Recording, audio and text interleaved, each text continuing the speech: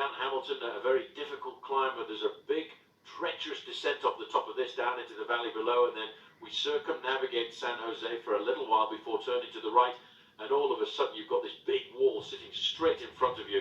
Not a lot of fun to look at. Summit of Mount Hamilton, as we see the damage that's being done, and the other teams are allowing, Phil, all of the work to be done by Radio Shack, waiting in the fields to see whether or not they weaken on the running down towards the finish.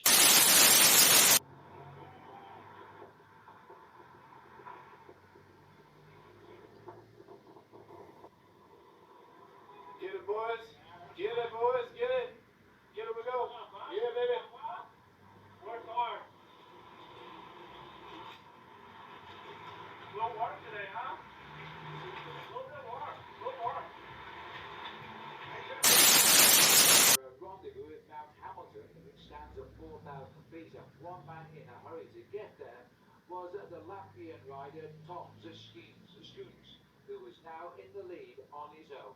He'd been part of a seven-man breakaway that formed up very early on after a rapid start to the stage. They built themselves an advantage of 5 minutes at one stage, but Squeens certainly was extremely powerful. The first man to take up the chase behind him was Daniel Oss, who was in the breakaway on yesterday's stage.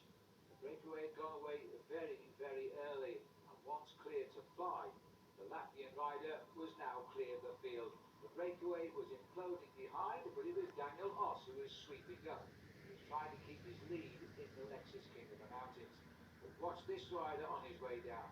On the descent, a very, very tricky descent. We've caught many of the riders unawares and led to some rather exciting moments. Jonathan Clark of Australia United A climb of around about 5 miles, but it was more or less the scary descent.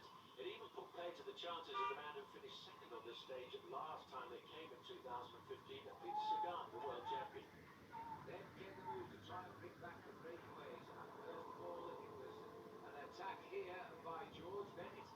George Bennett was quickly chased down by a couple of other riders, Ian Boswell from Sky, but more prominently the Polish national champion, Rafał Majka.